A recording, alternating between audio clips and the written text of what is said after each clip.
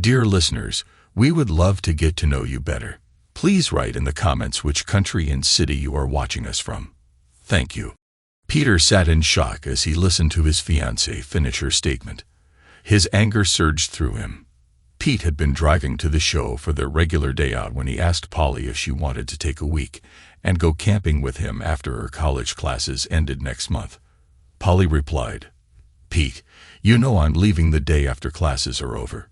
Shelley, Emma, and I already have almost everything packed. We're ready to go. You know we're taking the whole summer for a trip out west." "Polly, if you think they'll just let that happen, you're mistaken. I thought when we decided to get married, you agreed not to go on this trip. What changed your mind?" "Oh, Peter, I never said that. You know we've been planning this trip ever since we started college. We've been saving every penny we could to pay for it.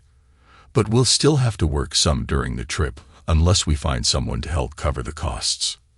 Do you know how hard it was to cut expenses and stretch our budget so our parents would give us more money to save for this?"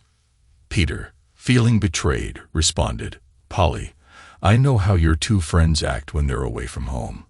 I also know how they manage to cover their expenses when they can't pay for everything themselves.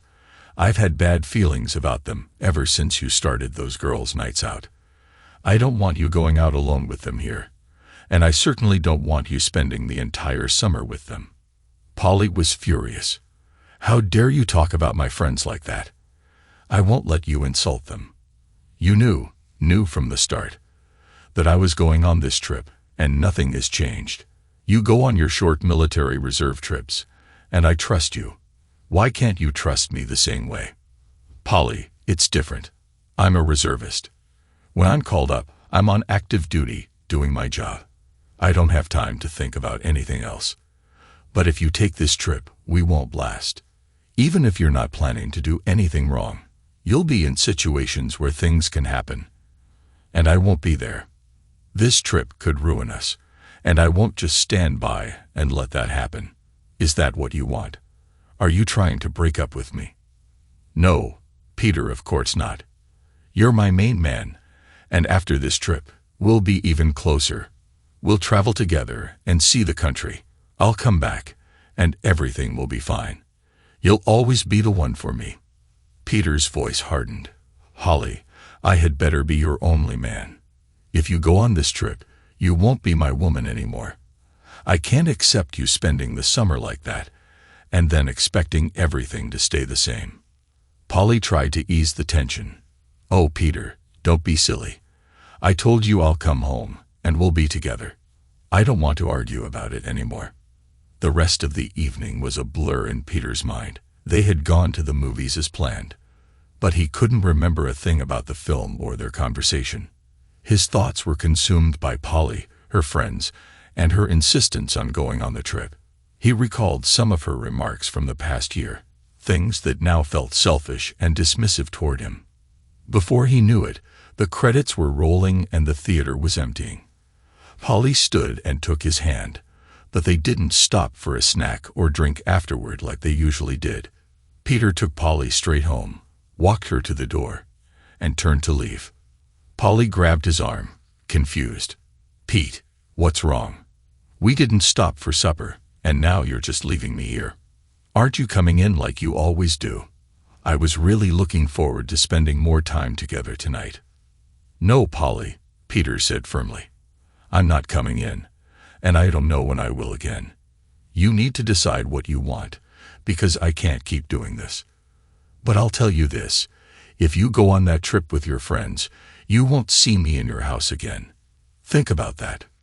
Peter turned to walk away, and Polly reached for him again but missed. She took a few steps after him, calling out, "Pete, you didn't even kiss me goodnight. Why are you being like this?" She glared at him as he opened his truck door, looking back at her one last time. "Fine, go ahead and sulk. I'm taking that trip, and that's final. When I get back, we can set the wedding date. Just stop acting like this."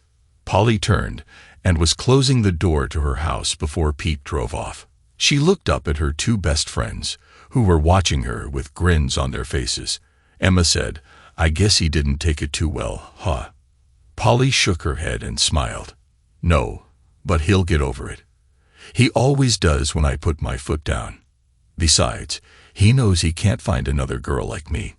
She laughed and added, of course, if I ever found out he was being unfaithful, he'd regret it for a long time.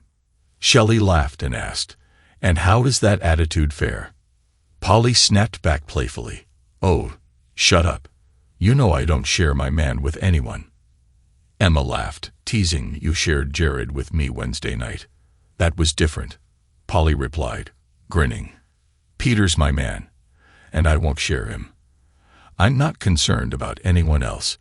He's the only one I'm serious about. The conversation shifted as Polly asked, so where are we making our first stop on the trip? I'm thinking maybe Boise or Bozeman, Montana. I feel like having some fun before we dive into anything serious again. Pete didn't call or visit Polly again before she left on the trip with her friends. The day after their planned departure, he drove to Polly's apartment to confirm that she had indeed left. The apartment was empty. He then went to her parents' house to check if she was there. Even though he didn't want to spend the money on gas, he felt the need to physically verify her absence. It wasn't too far, just over 100 miles, and his little 4-cylinder truck was fuel efficient enough that it wouldn't cost too much. Besides confirming that Polly had actually left, Pete also wanted to return the personal belongings she had left in his apartment. He had no intention of seeing her again, and certainly didn't want her things lingering around his place. When he arrived at Polly's home, her father confirmed that she had left for the trip as planned. From their conversation, Pete realized that Mr. Parker wasn't too happy with Polly's decision either. It took them about 15 minutes to move Polly's belongings into the house and stack the boxes in her bedroom. After shaking hands with her father, Pete drove back to his now lonelier apartment. Pete was 2 years older than Polly, but a year behind her in college. He had just finished his associate degree in construction management and planned to get a bachelor's degree in project management. His long-term goal was to start his own construction firm after gaining a few years of experience. In addition to his studies, Pete was also a staff sergeant in a National Guard engineering company. Between his part-time jobs, the GI Bill, and his reserve pay, he had managed to get this far in college without taking on any debt. He lived in a modest apartment, but he was proud to pay his own way. Pete didn't have close family or savings to fall back on. His parents had passed away, and their construction company went bankrupt after their accident.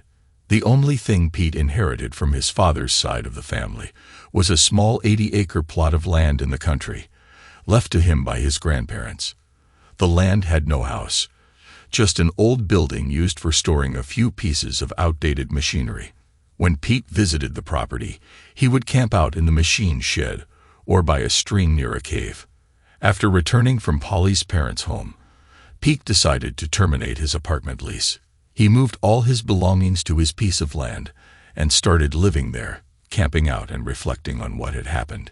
He still attended his National Guard Reserve meetings and summer training, but otherwise, he stayed on his little farm. At first, Pete spent his time lounging around, fishing, swimming, and feeling sorry for himself. This pity party lasted about a week before he snapped out of it and resumed his exercise routine.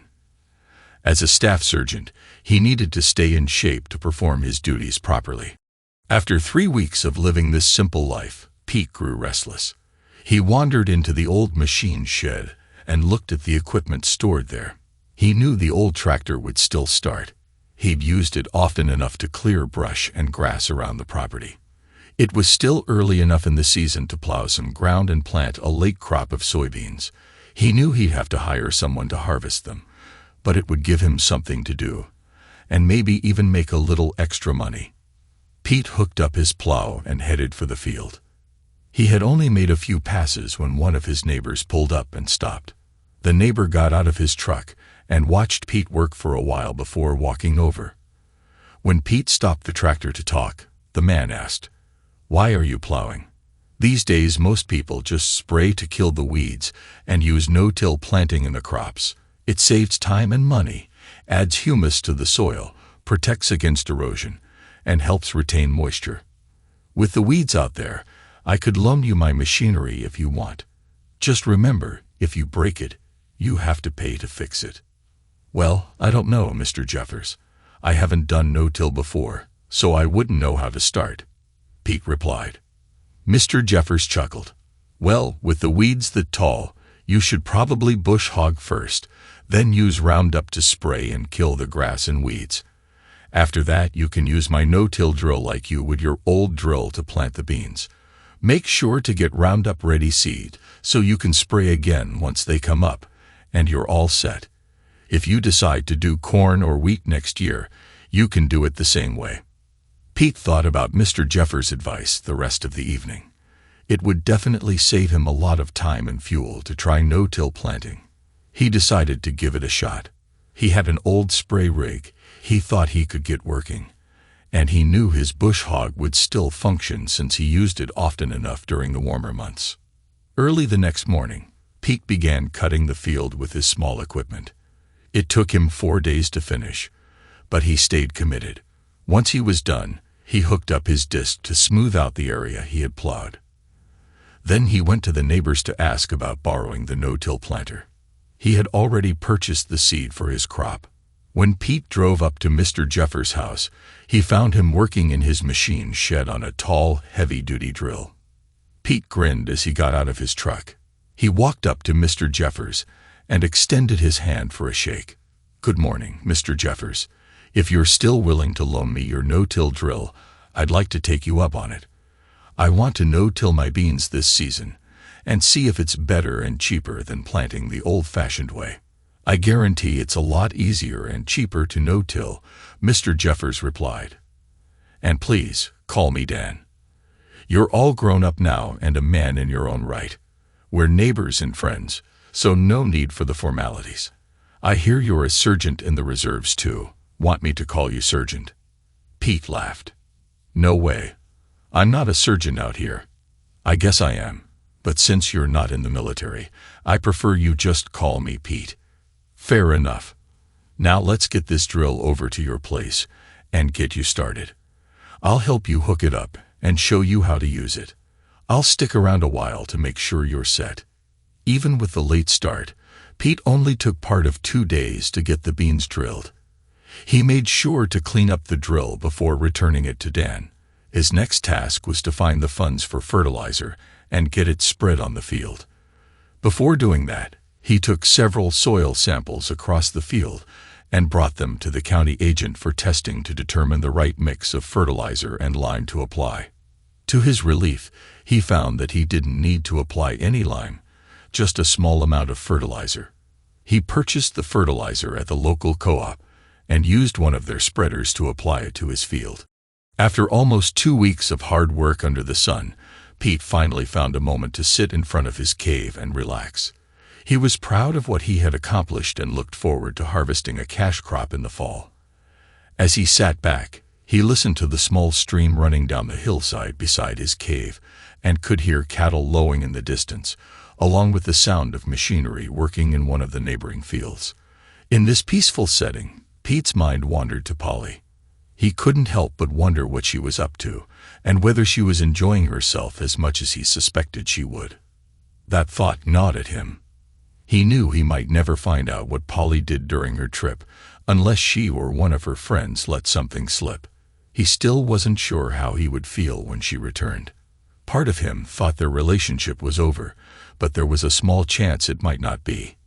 He needed to reflect on it all. His main issue was trust. He remembered how wild Polly and her friends could get when they were drinking and dancing. They often flirted with men, and Pete felt uneasy about that. During his time on deployment, he had heard rumors about Polly spending time with other men. Twice while he was away, he was informed that she had been seen out with different guys, looking far too friendly. A friend even sent him a letter detailing Polly's escapades, including a not-so-flattering picture. Another friend claimed to have seen her being overly affectionate with multiple men while Pete was stationed in Afghanistan. When Pete asked Polly about the rumors, she always denied them. He chose to accept her explanations, but couldn't shake the doubts lingering in his mind. He knew the friends who reported these things were not fond of Polly and likely only shared the worst of her actions. Still, where there's smoke, there's fire. He was nearly certain Polly had at least crossed some lines, even if she hadn't fully cheated. After reflecting while enjoying a few beers, Pete came to a conclusion about his relationship with Polly. He just didn't trust her anymore.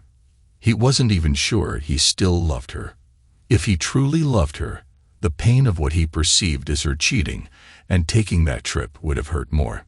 Deep down, he realized he was uncertain about whether she loved him either.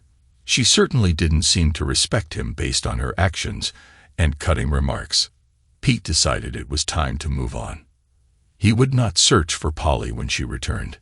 He had no intention of revisiting any of their old haunts, so the likelihood of running into her by chance was slim. He had only brought her to his farm once, and he believed she wouldn't be able to find him here even if she looked for him. If she did, he would play their reunion by ear, but he knew it would be a challenge for her to win him back.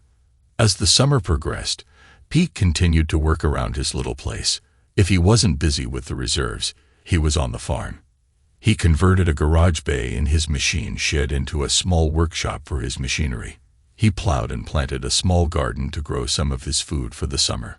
Right now, he was sleeping in the cave where it was cool, but he knew he needed to figure out his living situation for the winter. If he went back to college, he would need to rent an apartment. If not, he needed to decide where to live during the cold months. One day, as Pete contemplated school, he felt tired of classes. He was content on his little farm and enjoyed his short tours with the reserves. He decided he wouldn't be returning to college in the fall. His thoughts then turned to winter living. He didn't want to venture into town to find a rental, as that would require finding a job, which he really didn't want to do. This meant he needed to figure out how to make his place snug enough to withstand the winter on the farm. Pete considered cobbling something together in the machine shed, but he preferred the cave's location. It was high enough above the stream that he didn't have to worry about floods, and he enjoyed the beautiful view from the front of the cave.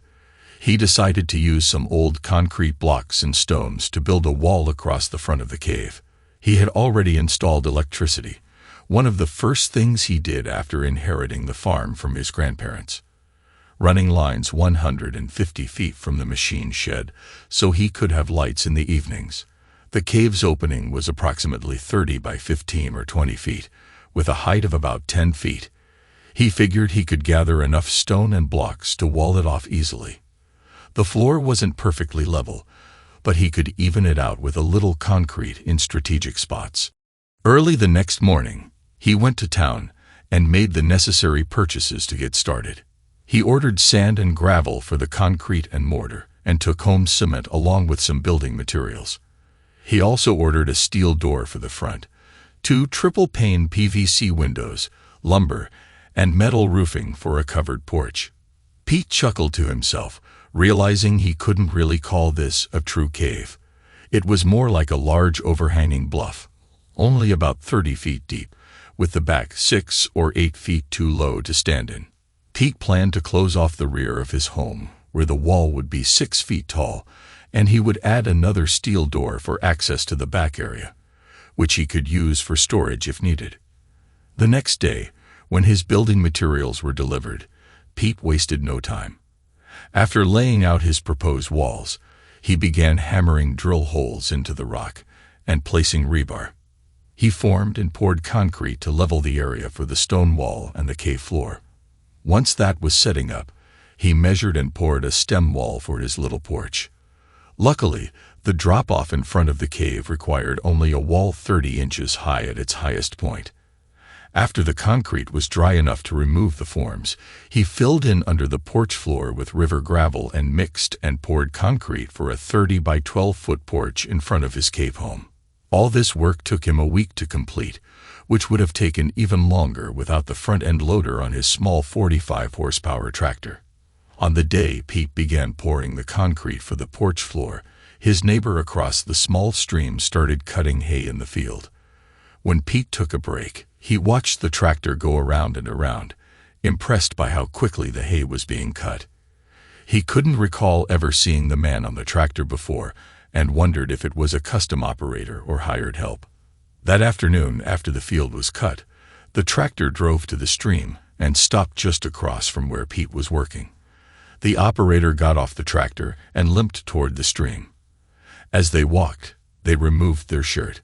When they reached the stream, the operator stopped to take off their shoes and then dropped their long pants. Pete stared in surprise. The tractor operator was a very pretty woman. She glanced over at Pete for a moment before stepping into the stream and immersing herself in a small deep hole. The deep part of the stream where she was trying to swim wasn't really large enough for proper swimming. It was about 12 feet across and 15 feet long, at its deepest point chest high, and shallower elsewhere. After she got completely wet, the woman lay on her back and floated in the cool water. Pete found himself watching instead of working, finally shaking his head slightly and turning back to his tasks. For the next 30 minutes, Pete mixed concrete in his small electric mixer and poured it onto his new porch floor, estimating he needed 3 or 4 more mixer loads to finish for the day. He then heard movement and a voice call out, "Hello, I'm Fiona Morgan.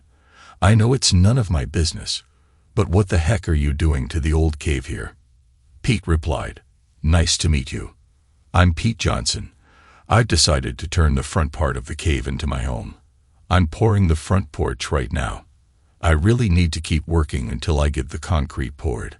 I'm not being rude, but I can't let it dry too much, or it won't set up right." "That's cool. I always liked playing around in the cave when I was a kid. Mind if I look around for a minute or two?" "Go ahead. I'm almost finished here. After I clean up, I might jump in the creek myself. Clothes on, of course," Pete replied with a grin. Fiona turned and looked at him. Seeing his smile, she said, "Well, I hope so. I'd hate to have to use my official U.S. Army combat training on you." "You're in the Army?" Pete asked. "I'm a staff sergeant in the reserves. I've been in for a little over 6 years now," Fiona answered. "What's your MOS?" Pete inquired. "I'm not in the Army anymore," Fiona said with a slight sigh. "I guess you noticed I don't walk like I should. Sergeant Fiona Morgan, U.S. Army retired, would be more accurate for me. I was a medic and got a little banged up on a mission. They patched me up, but as you can see, I can't get around as well as I need to, so they put me out to pasture. Now I'm helping my parents on the farm while I try to figure out what I want to do with my life. I never had much interest in college, and there aren't many jobs around here, so I'm just helping them until I decide what to do. I might go for my EMT certificate and try to get on with the ambulance district. I enjoy being a medic. How about you?" "Pretty much the same," Pete replied. "I'm a staff sergeant in the reserves. I've been deployed twice, and I take all the short tours I can. I plan to make the reserves my career. I got my AA degree at the junior college, but I don't want to pursue further education. This 80 acres was my grandpa's, and I inherited it when he passed away. I was lucky he lived longer than my dad. Everything my parents had went to pay their bills after they died in a car wreck. What you see here is all I have in the world, and I'm fine with that. I plan to live here, grow whatever I can on the farm, and take all the short tours I can from the reserves before retiring. Just you and your little piece of ground. Don't you ever plan to get married or anything?" Fiona asked. Pete laughed and said, "Well, I was planning on getting married and doing the whole 9-to-5 thing, but she decided she wanted to run around with her friends instead of with me, so we split. She's somewhere out west now, probably enjoying herself. Yeah, it would be nice to have someone, but it's not a high priority for me right now. If I find someone, then we'll see what happens." Pete and Fiona chatted for several more minutes. She even shared one of his beers before signing and saying she needed to get back home to help with chores. As she walked off, she said, "I'll see you around, I suppose, Sergeant.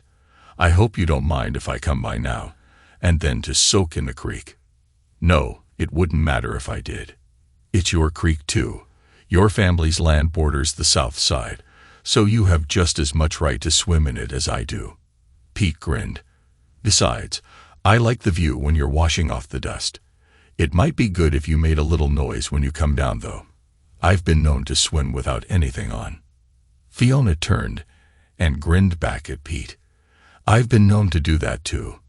But that was years ago, before I figured out that all you men are just waiting to pounce on us poor, defenseless, naked women. I might just sneak up on you, though. I could enjoy the view. She laughed and said, Catch you later, Pete. 2 days later, Fiona returned. This time she was raking hay into windrows in preparation for baling. After completing that hot, dusty job, she drove down beside the stream and changed into a bathing suit. By then, Pete had finished the short wall in the back of his cave and was working on the front wall. He washed her off and on as she worked, and after using the mortar he had prepared, he put his tools in a water bath and walked over to the stream where Fiona was floating. He took off his shoes and waded into the stream, carrying a pool noodle. Once he was in the deepest part, he floated on the noodle and said, Afternoon, Fiona. Mind if I join you for a while?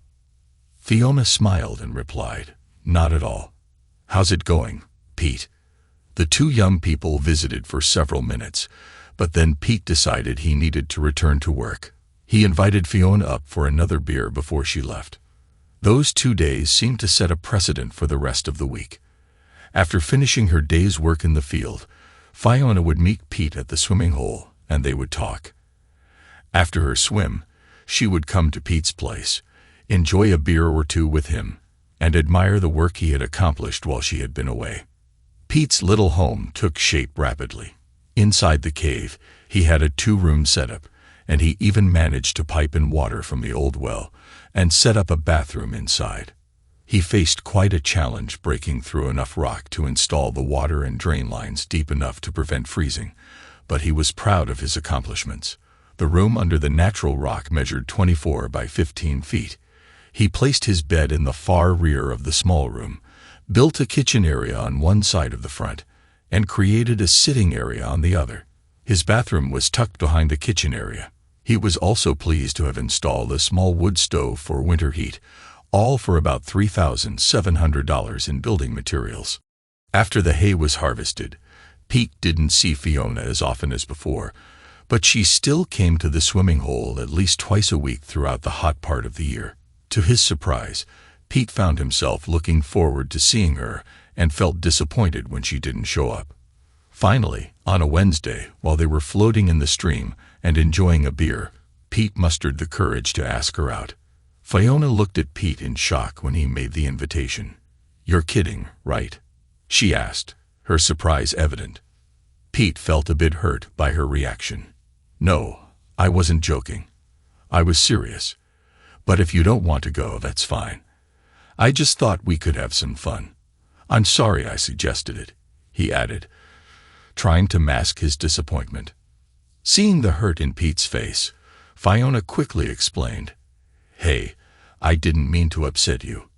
I was just surprised. You've never given me any indication that you thought of me as anything more than a beer-drinking buddy. Besides, I'm a wounded soldier. I can't dance and have trouble walking. I haven't had a date since my injury, and you just surprised me, okay? If I didn't totally upset you, yes, I would like to go out with you. Pete smiled, relieved. Great. But you've got it all wrong, Fiona. You may be a wounded soldier with scars, but anyone who can't see what a great person you are doesn't deserve a date with you. I enjoy being with you. I don't care about the scars. I never liked dancing anyway. Pete was not the most observant person, but he did notice how Fiona's eyes and face lit up when he told her he enjoyed her for her personality and inner beauty rather than her exterior.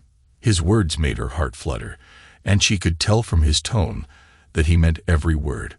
She felt her spirits lift higher than they had been since her injury. Although she wasn't in love with Pete yet, she was definitely on her way there. After that moment, Pete and Fiona continued to date and visit back and forth throughout the long winter. She was amazed at how cozy his little home under the cliff was and enjoyed every moment spent with Pete. One spring day, they were back at Pete's home, sitting on the front porch and watching a typical spring thunderstorm. As the wind began to blow harder and the sky darkened ominously, they heard a loud roar, and the porch roof began rattling. Pete watched in amazement as the roof flexed, and the rain came down almost sideways, blowing across the porch.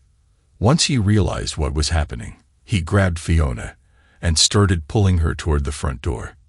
"Tornado! Come on, hurry. We need to get inside for protection." Without stopping, they entered the main room of his little home, where Pete pulled Fiona to the back and into the small room he used for storage. They closed the door and sat on the floor. After closing the door, they could barely hear the roaring of the storm. Soon, a crash of breaking glass interrupted the chaos, and an eerie quiet descended on Pete's farm. After about 10 minutes, Pete opened the door, allowing Fiona to follow him outside. One of the front windows had shattered, and part of the porch roof had been thrown through it. Rain and debris had blown into the room, leaving Pete's bed damp but not terribly wet. The porch roof was gone, torn away by the wind.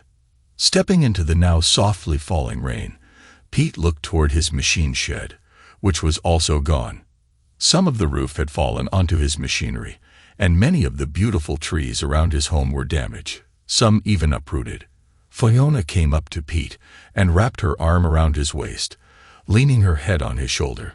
"Oh, Pete, I'm so sorry. Come on, let's see what the damage is." They first walked toward the shed. As they turned around the corner of the bluff where the cave was, they saw both their trucks. There was some damage from debris hitting them, and Fiona's front windshield was cracked and starred from a hit in the center by something large and heavy. Both vehicles appeared to be operable, although Fiona's truck was not legal to drive with the damaged windshield. They continued on to the damaged machine shed. Much of Pete's machinery was bent and damaged from the building collapsing onto it before blowing away. Some smaller pieces were rolled around the barnyard. He would have to clear the wreckage before he could determine if any equipment was inoperable, and he had a lot of trees to cut and storm damage to repair. However, it was obvious that this had not been a terribly strong tornado. Pete's machine shed had been blown down more than blown away. Sure, some of the metal siding and roofing was completely gone, but much of the building was lying on top of the machinery stored inside. Fiona and Pete walked up onto the top of the bluff over the cave home to observe the storm's path. Fiona gasped and grabbed Pete's arm. "Pete, it looks like the storm hit our farm. The house and barns are all damaged. I have to get home and check on Mom and Dad." She took off running, or hobbling as fast as she could, toward her truck. Pete ran to catch up with her. When Pete reached Fiona, she was trying to get into her truck, but he grabbed her and held her back. "Wait, Fiona, you can hardly see out of your front window. Come on, let's get my chainsaw and some other tools, and grab the first aid kit. We'll take my truck." Pete and Fiona rummaged around in his broken-down shed until they found the chainsaw, fuel, and oil, as well as some ropes, chains, a come-along, and a couple of heavy steel bars for prying. They then drove out of his lane as fast as they safely could and turned toward Fiona's home.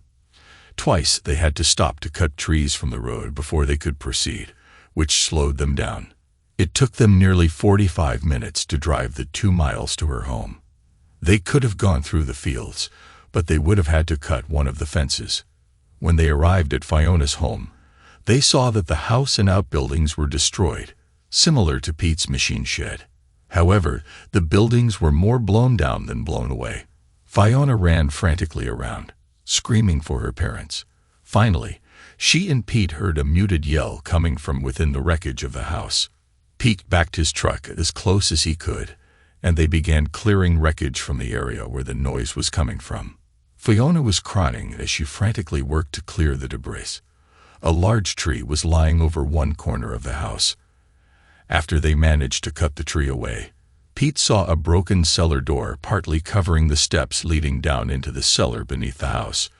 The yelling was coming from the cellar. They finished clearing the door, and Fiona rushed down the stairs, calling for her parents. Pete followed her, carrying a flashlight. When he got to the bottom of the stairs, he saw Fiona hugging her father and mother tightly. Pete walked up to Fiona and wrapped his arm around her waist to comfort her as well. After the initial relief of finding each other safe, Fiona's father, Seth, began to walk out of the cellar. When he reached the top of the stairs, he stopped and looked around their farm in shock. Fiona and her mother, Bridget, stood on either side of him, each wrapping an arm around his waist. Pete walked up beside them, standing in silence for a moment, as they all took in the devastation. After a few moments, they began to walk around, surveying the damage. The rain was picking up again, and Pete said, "Look, folks, it's getting dark, and the rain is starting again. Why don't we all go to my place for the night? We can decide what we need to do in the morning and get started on rebuilding. My place isn't fancy or comfortable, but at least it will be dry and warm. I'll put something over the broken window, and we can build a fire to stay cozy." The next morning, Fiona and her mother prepared breakfast on Pete's small wood stove. While they ate, the four friends discussed how to recover from the disaster. Pete insisted that Fiona and her parents stay with him until they could set something up for themselves. After breakfast, Seth, Bridget, and Fiona returned to their place in Fiona's truck, while Pete went to town to purchase replacement materials for the broken window and porch roof. He also turned in his losses to his insurance agent, who promised to have an adjuster out in the next day or two. Pete was instructed not to begin rebuilding until after the adjuster had been there, but he was allowed to replace the window to safeguard his home from further damage. Pete also mentioned the damage at the Morgan place, as they were insured through the same agent. The agent promised to have the adjuster visit them the same day. After returning home with the replacement window, Pete spent the rest of the morning installing it.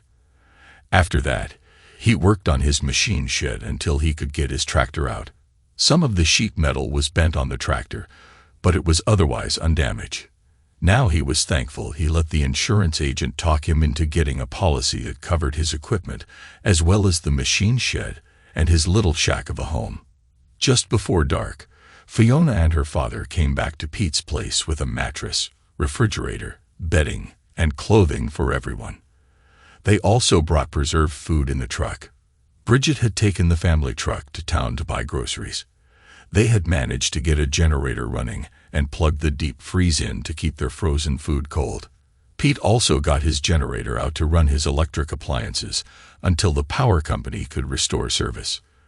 The news broadcast indicated it would probably be later the next day before service would be restored in their area.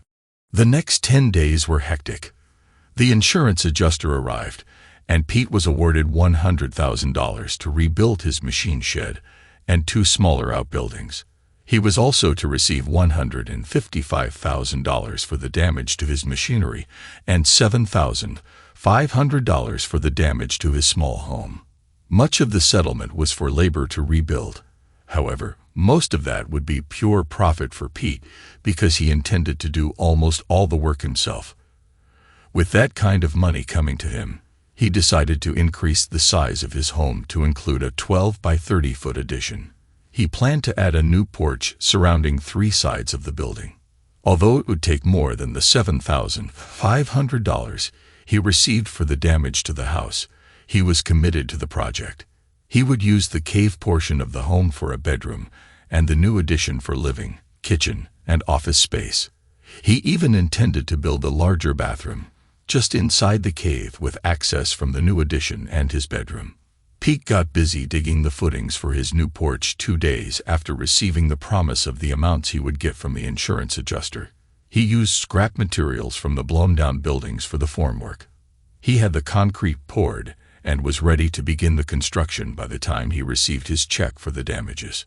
He explained his plans to Fiona and her family, and they were all supportive of his ideas. Pete decided to use concrete for the walls of his new house and cover the outside with stone. He hated to spend the money, but figured it was a worthy investment. If he ever faced another tornado, it would make the house easier to heat and cool as well. The concrete would cost about $2,500 if he did the work himself and bought ready mix so he could do it all in one pour. Having worked with concrete several times in the military, he knew how to handle it. He would need to rent the equipment, but that cost would be negligible. After having the concrete poured, Pete was waiting for it to cure enough to remove the forms and begin putting the roof on his new addition when his plans went awry. He received the all-too-familiar phone call from his reserve unit. Once again, his unit was being called to active duty for service in Afghanistan. He would be gone for a year. While he liked the financial benefits this would bring him, he hated the thought of leaving his farm in its current state. When Pete told Fiona and her parents that evening that he was being called to active duty once more, Fiona exclaimed in dismay and rushed to him for a hug. Pete quickly assured the three Morgans that they were more than welcome to continue living in his home until they could rebuild their own. They had completed the cleanup of their house site and were waiting for a company to come in and build a steel structure that would then be turned into a new home for the family. In the meantime, they continued to work the farm and clean up the damaged outbuildings. The night before Pete left, much to his surprise, Fiona came to his room in the middle of the night. He woke up when he felt her slip into bed with him. She greeted him with a passionate kiss, and before he knew it, she was pulling him closer. He gently pushed her back slightly and said, "Fiona, we can't do this now. Your parents are sleeping nearby and will hear us for sure." While this wouldn't be the first time Pete and Fiona had been intimate, he still felt uneasy about doing so with her parents so close by. However, Fiona was determined. She gave him an intense kiss and whispered, "I don't care. My mother knows we're together, and I'm sure my dad does too. I want to spend one last full night with you before you leave, and I intend to make the most of it."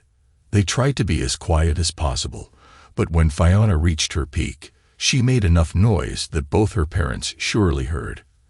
Afterward, the two of them drifted off to sleep and didn't wake until Bridget was preparing breakfast.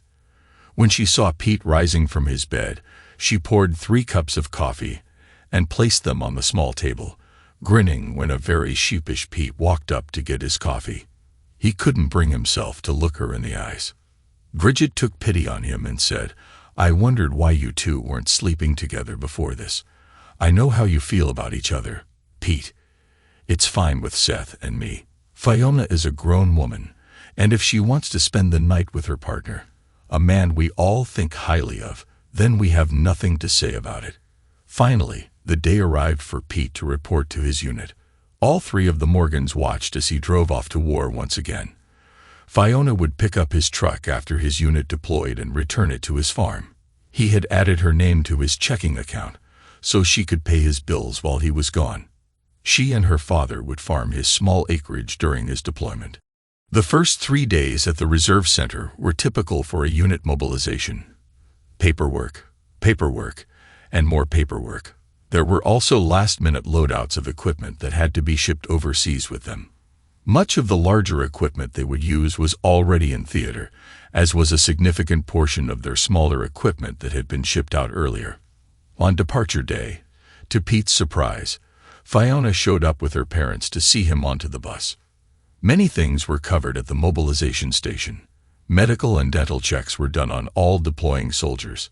Personnel files were updated, and there were legal briefings, along with concentrated training and weapons qualification. During this deployment, Pete made use of the legal update and created a will, leaving all his belongings to Fiona. He'd never told her about his decision. After 3 weeks at the mobilization station, Pete's unit of combat engineers was loaded onto aircraft and flown to Kazakhstan for a short acclimatization period before moving into the country to relieve the engineer unit they were replacing. This replacement took place over a 30-day period, after which Pete's unit was solely responsible for engineer functions in their assigned area, supporting local Allied and U.S. forces. Pete's unit arrived at the beginning of the local summer, and by midsummer, he was enduring temperatures of 130 degrees Fahrenheit. It was miserably dry and dusty, and they worked long days and many nights doing everything an engineer unit does. They performed route clearance, built schools, roads, and other structures. often facing enemy fire.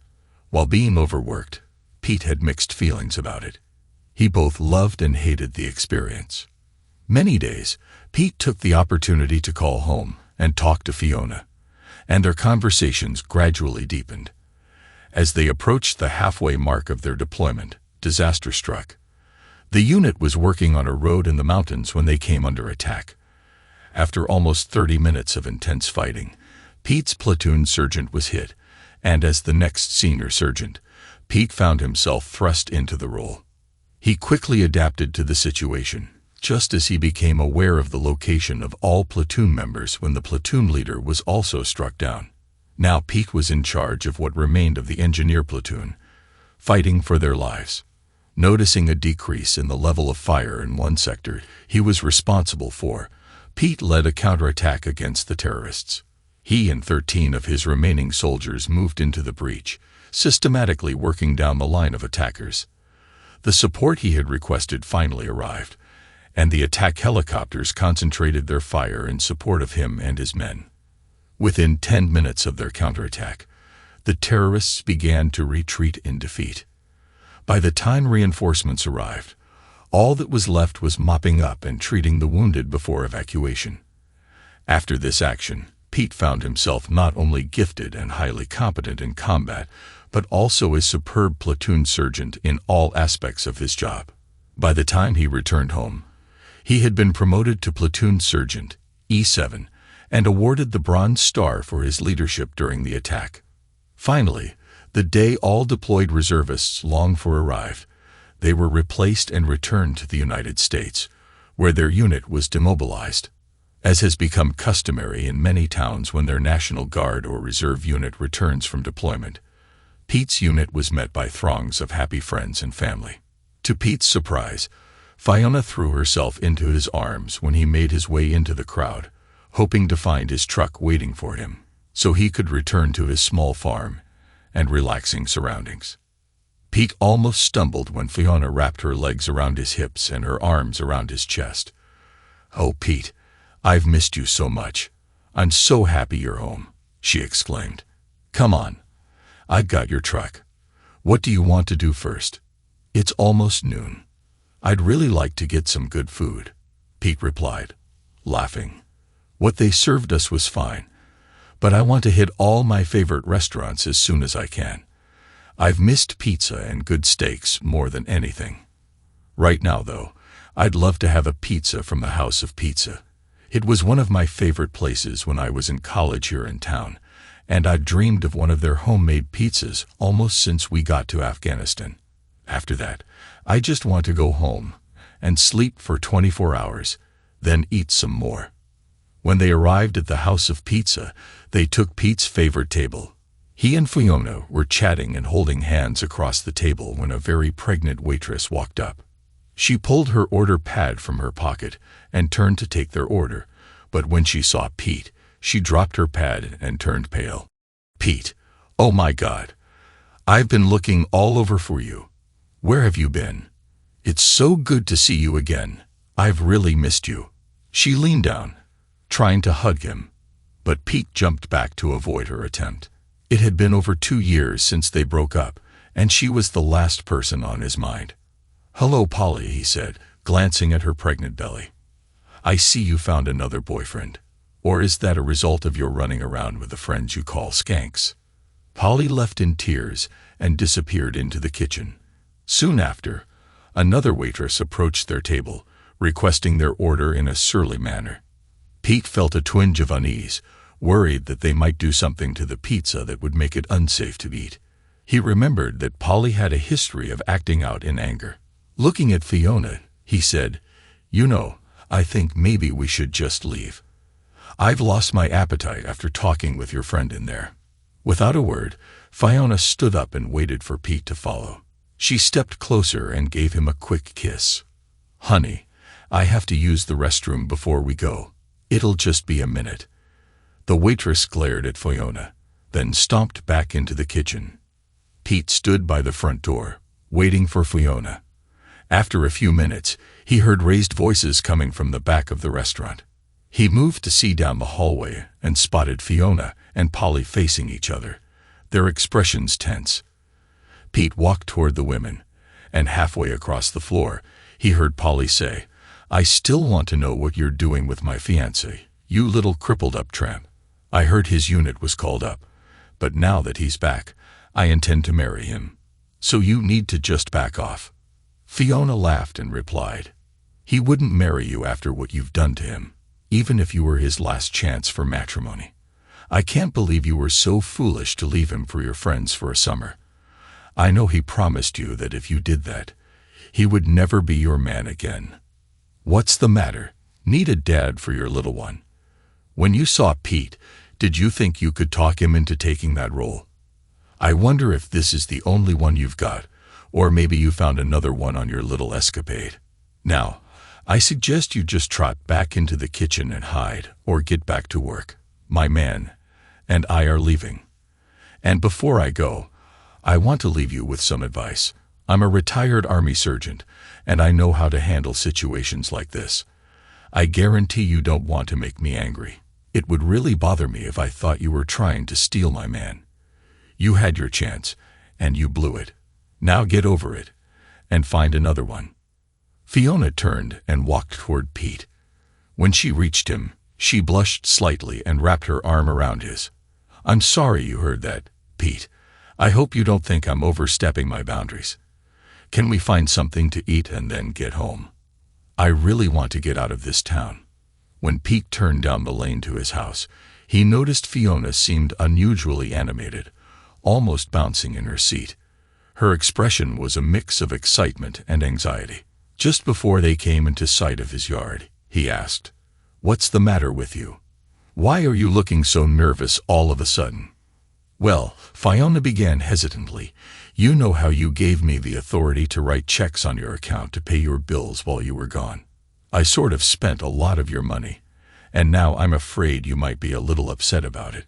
Dad and Mom thought it was a good idea, and I guess we just talked each other into doing it. I'm sorry if I did wrong." Pete was watching Fiona, trying to determine what she might have done that would upset him. As he approached his usual parking spot, he finally registered what he was seeing. His house was finished. It had a roof, a covered porch on 3 sides, and was beautifully landscaped with flower beds and shrubs. His machine shed had been rebuilt and was even slightly larger than before.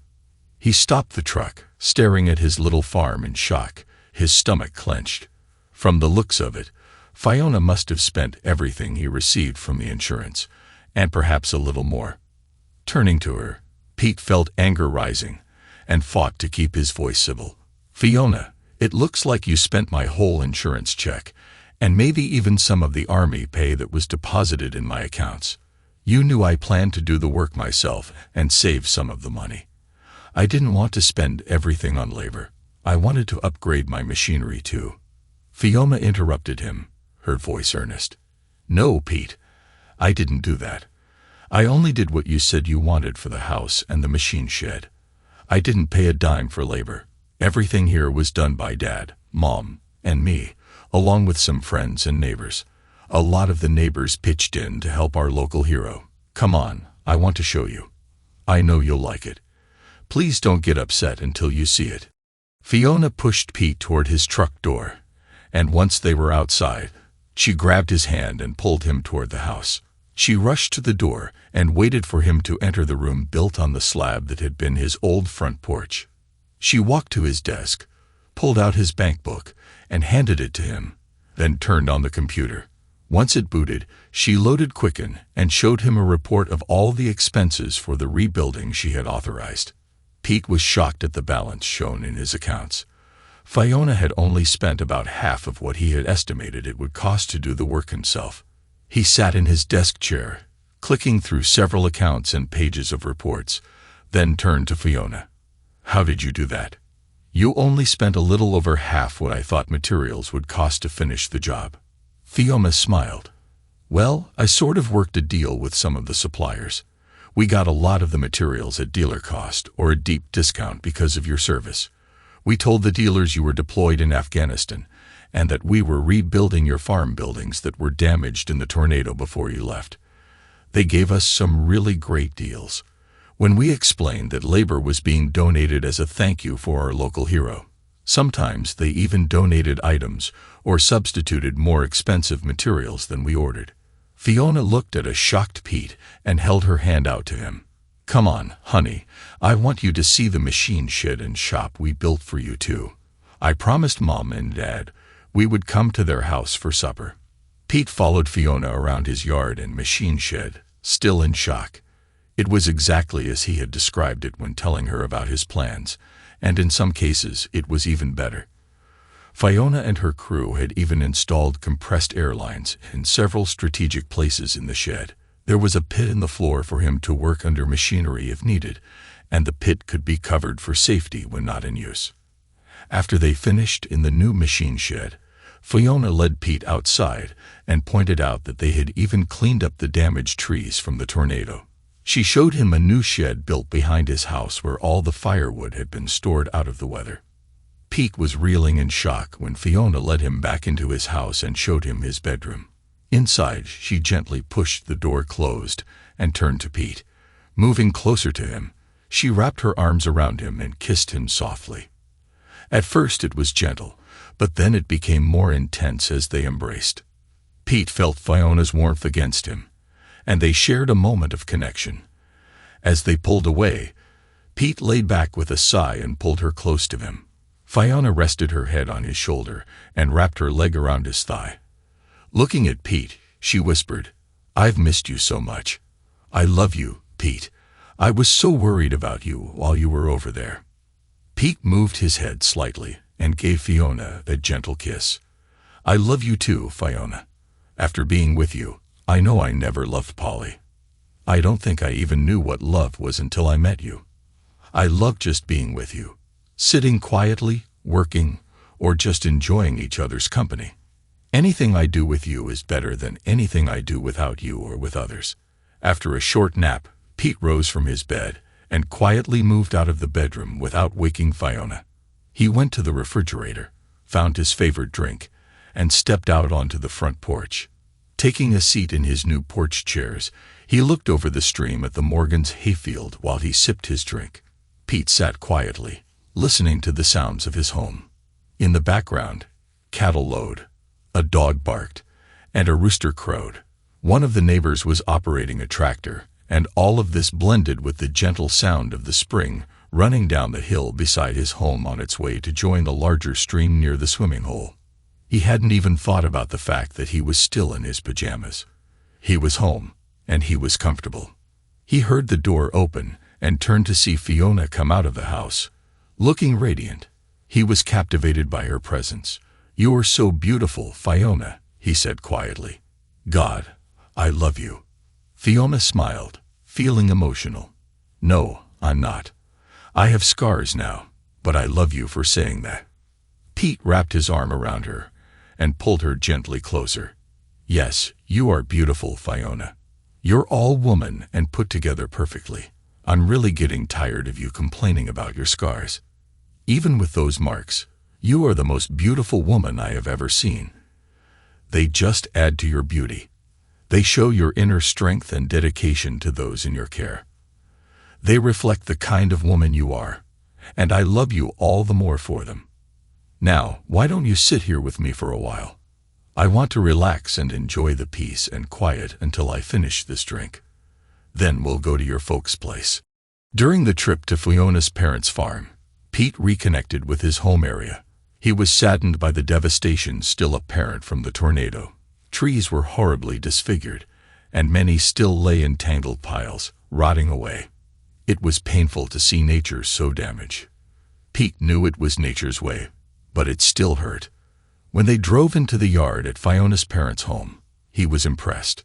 While he could still see the destruction from the tornado, the farm was recovering.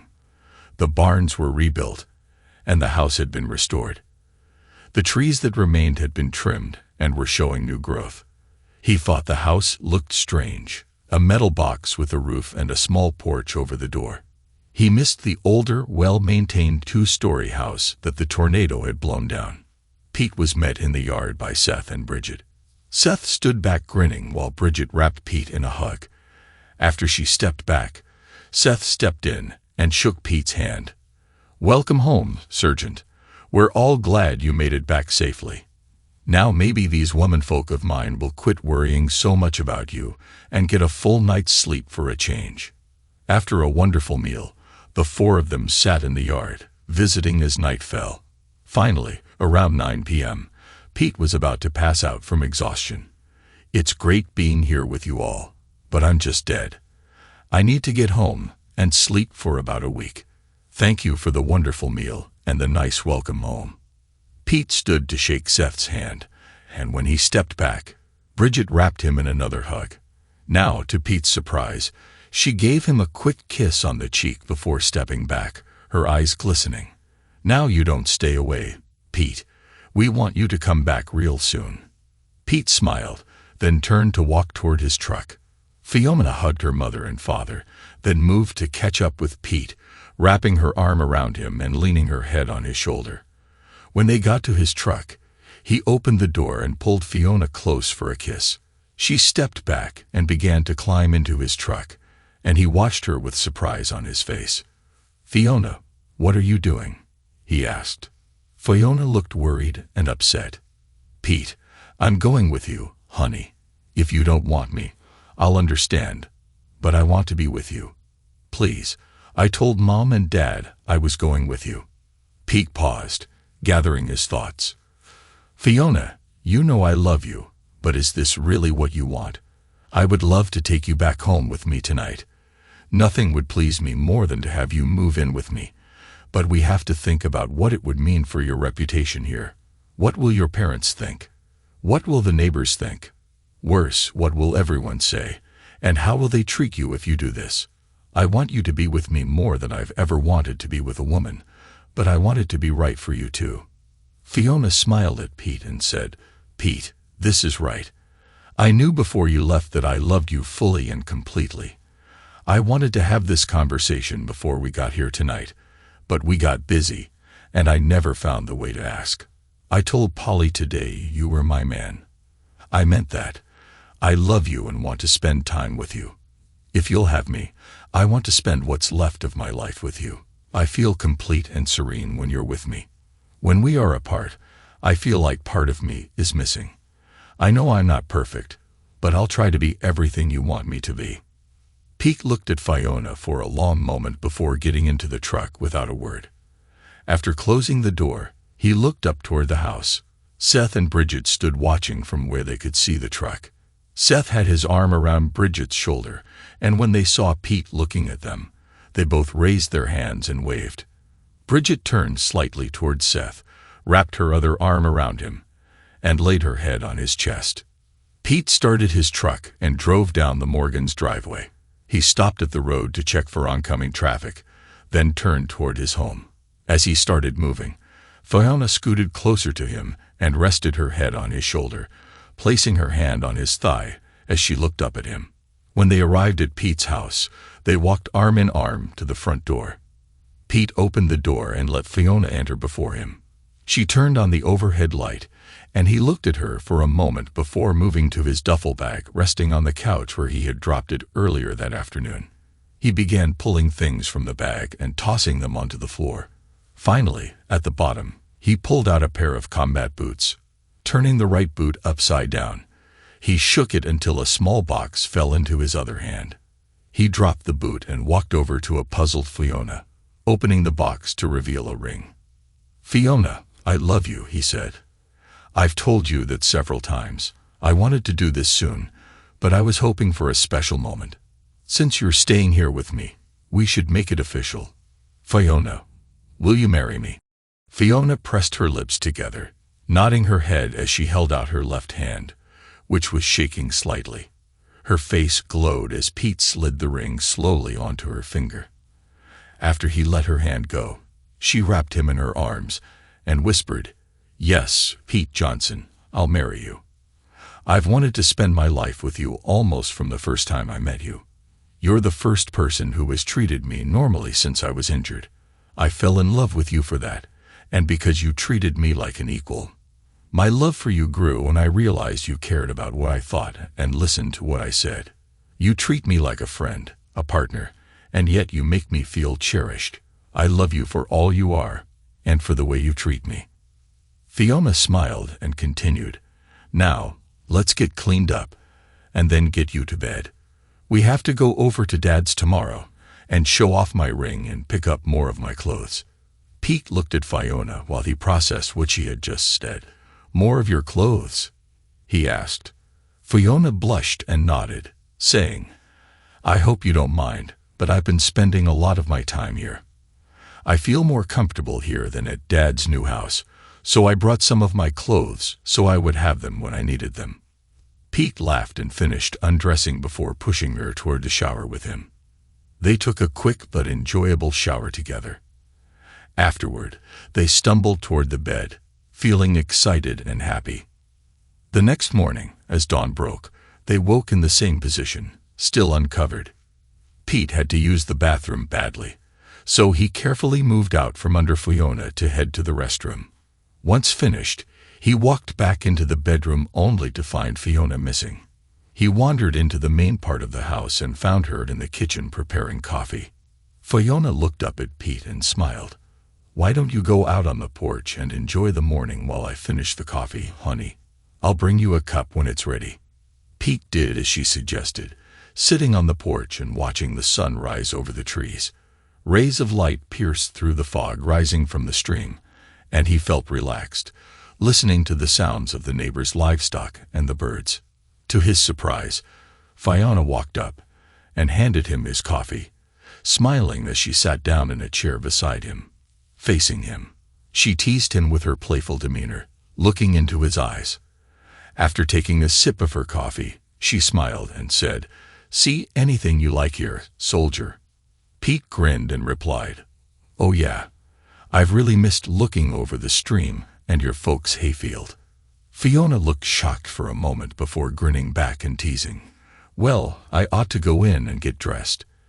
That would teach you a lesson." "No need to do that," Pete said, chuckling. "I see plenty of other things worth looking at now that you mention it." Fiona laughed and said, "I think we need to drink our coffee and reconnect before breakfast." After sharing a hearty breakfast of biscuits, ham, eggs, and hash browns along with more coffee, Fiona quickly loaded the dishwasher. Then they put on their outer clothes and headed for her parents' home. They arrived just as Seth and Bridget were sitting down to lunch.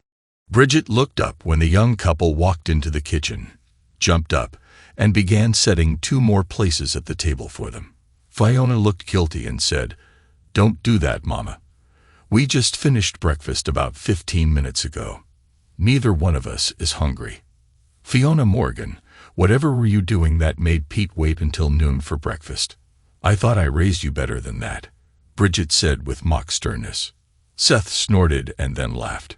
Bridget turned a glare at him, but quickly blushed and looked hurriedly toward Fiona, who was covered in a deep blush. Her mouth dropped open in shock, and she too turned deep red. "Oh," she whispered, rapidly turning back to her lunch. Fiona moved to the cabinet, took out 2 glasses, and filled them with iced tea. She walked up to Pete and handed him one before stepping back. She gave him a quick, gentle kiss and sat at the table beside her mother, sticking her left hand out over her mother's plate. Bridget looked down at the hand and squealed. She grabbed Fiona's hand to steady it while examining the engagement ring. After her parents finished lunch, Fiona helped her mother clear the table and wash the dishes. Seth took Pete outside to sit in the yard and chat while Fiona and her mother worked. Later, Pete and Fiona took a load of her belongings back to his home. As they left that day, they continued to work on Pete's little 80-acre farm. He stayed in the reserves, and they also helped with the work on Fiona's parents' farm. As the years progressed, they took over the complete operation of both farms.